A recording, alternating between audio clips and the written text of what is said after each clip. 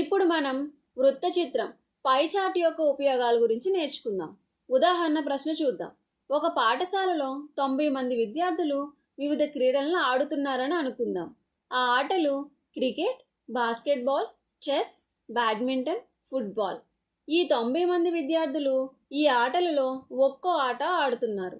ఎంతమంది విద్యార్థులు ఏ ఆట ఆడుతున్నారో ఈ వృత్త చిత్రం ద్వారా చూపించారు. వృత్తంలోని ప్రతి ఆటకు ఒక రంగు ఉంది. ఉదాహరణకు నీలం రంగు క్రికెట్ను సూచిస్తుంది. ఈ రంగు యొక్క కేంద్ర కోణం ఎంతుంది? 56 డిగ్రీలు. అదేవిధంగా పచ్చ రంగు చెస్ను సూచిస్తుంది. దాని కేంద్ర కోణం ఎంత? 40 డిగ్రీలు. ఇప్పుడు ప్రశ్న ఏంటంటే, ఈ వృత్త చిత్రం ద్వారా ప్రతి ఆటను ఎంతమంది విద్యార్థులు ఆడుతున్నారో కనుగొనండి. ఇక్కడ మనకి ఇచ్చింది ఏంటి? వృత్త చిత్రం పై చార్ట్. మొత్తం విద్యార్థుల సంఖ్య ఎంత? 90. మరియు మొత్తం వృత్తం యొక్క కేంద్ర కోణం ఎంత? 360 డిగ్రీలు. సాధన చూద్దాం. దీనికోసం ముందుగా క్రికెట్ ఆడే విద్యార్థుల సంఖ్యను కనుగొందాం. క్రికెట్కు సంబంధించిన కేంద్ర కోణం ఎంత? 56 డిగ్రీలు ఈజ్ డివైడెడ్ బై మొత్తం కేంద్ర కోణం ఎంత? 360 డిగ్రీలు ఈజ్ ఈక్వల్స్ టు ఏమవుతుంది?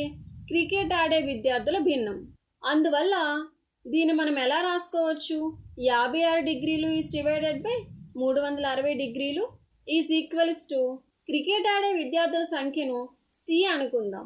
Is equals to C is divided by మొత్తం విద్యార్థుల సంఖ్య ఎంత? 90. దీన్ని సూక్ష్మీకరిస్తే C is equals to 90 into 56 is divided by 360. ఇక్కడ 0 క్యాన్సిల్ అయితే 9 ఇంటూ 1 9, 9 ఇంటూ 4 36. మరలా చూస్తే 4 ఇంటూ 1 4, 4 ఇంటూ 14 ఎంత? 56. కాబట్టి సి ఈజ్ ఈక్వల్స్ ఎంత వచ్చింది? 14. అంటే క్రికెట్ ఆడే విద్యార్థులు ఎంతమంది వచ్చారు?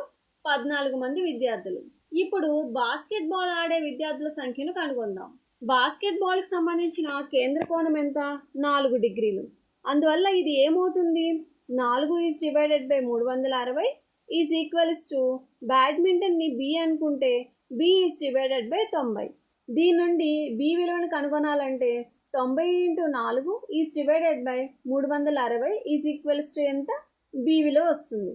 దీన్ని సూక్ష్మీకరిస్తే 0 క్యాన్సిల్ అయితే మనకి 9 ఇంటూ 1 9, 9 ఇంటూ 4 ఎంత? 36. మరలా చూసినట్లయితే లవంలో ఉన్న 4, హారంలో ఉన్న 4 క్యాన్సిల్ అయితే బి ఈజ్ ఈక్వల్స్ టు ఎంత వచ్చింది? 1. దీని నుండి ఏం చెప్పవచ్చు?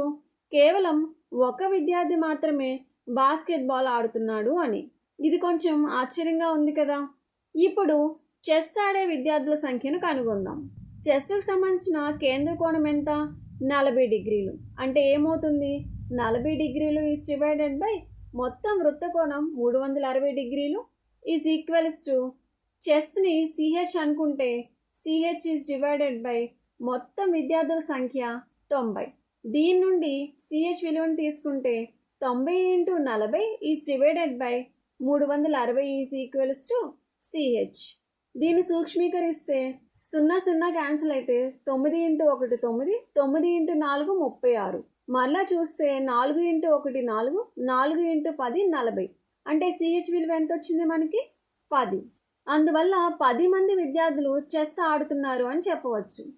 ఇప్పుడు బ్యాడ్మింటన్ ఆడే విద్యార్థుల సంఖ్యను కనుగొందాం. బ్యాడ్మింటన్కు సంబంధించిన కేంద్ర కోణం ఎంత? 36 డిగ్రీలు. అందువల్ల ఇది ఏమవుతుంది? 36 డిగ్రీలు ఈజ్ డివైడెడ్ బై 360 డిగ్రీలు ఈజ్ ఈక్వల్స్ టు బ్యాడ్మింటన్ని ఎం అనుకుంటే ఎం ఈజ్ డివైడెడ్ బై 90. దీని నుండి ఎం విలువను తీసుకుంటే M is equals to 36 into 90 is divided by 360. దీన్ని సరళీకరిస్తే 0 క్యాన్సిల్ అయితే 9 ఇంటూ 1 9, 9 ఇంటూ 4 ఎంత? 36. మరలా చూస్తే 4 ఇంటూ 1 4, 4 ఇంటూ 9 ఎంత? 36 ఈజ్ ఈక్వల్స్ టు ఎం విలువ ఎంత వచ్చింది? 9. కాబట్టి ఏం చెప్పవచ్చు? బ్యాడ్మింటన్ ఆడే విద్యార్థులు ఎంతమంది? 9 మంది. ఇప్పుడు ఫుట్బాల్కి సంబంధించిన కేంద్ర కోణాన్ని కనుగొందాం. వృత్త చిత్రంలో ఫుట్బాల్కి సంబంధించిన కోణం ఇవ్వలేదు. చూడండి, ఇక్కడ ఆరెంజ్ రంగులో చాలా పెద్ద భాగం ఉంది, కానీ దీనికి ఇక్కడ కోణం ఎంత అనేది ఇవ్వలేదు. కానీ మనకు ఒక విషయం తెలుసు, మొత్తం వృత్తం యొక్క కేంద్ర కోణం 360 డిగ్రీలు. అలాగే మిగిలిన ఆటలకు ఇచ్చిన కేంద్ర కోణాలు కూడా ఉన్నాయి. కాబట్టి మనం ఏం చేయవచ్చు, మొత్తం వృత్త కోణంలో నుండి మిగిలిన ఆటలకు సంబంధించిన వృత్త కోణాలను తీసివేస్తే మనకి ఫుట్బాల్కు సంబంధించిన కేంద్ర కోణం అనేది వస్తుంది. Is equals to 360 minus 36 plus 4 plus 40 plus 56 is equals to 360 minus 136 అంటే ఎంత వచ్చింది, 224 డిగ్రీలు. కాబట్టి ఫుట్బాల్కు సంబంధించిన కేంద్ర కోణం ఎంత, 224 డిగ్రీలు. ఇప్పుడు ఫుట్బాల్ ఆడే విద్యార్థుల సంఖ్యను కనుగొందాం. దీనికోసం ఏం చేయాలి, 224 ఈజ్ డివైడెడ్ బై 360 డిగ్రీలు ఈజ్ ఈక్వల్స్ టు ఫుట్బాల్ని ఎఫ్ అనుకుంటే ఎఫ్ ఈజ్ డివైడెడ్ బై 90. దీని నుండి ఎఫ్ విలువను కనుగొంటే F is equals to 90 into 224 is divided by 360. దీన్ని సూక్ష్మీకరిస్తే 0 క్యాన్సిల్ అయితే 9 ఇంటూ 1 9, 9 ఇంటూ 4 ఎంత, 36. మళ్ళీ దీన్ని చూస్తే 4 into 1 4, 4 into 56 224 is equals to ఎంత వచ్చింది, 56.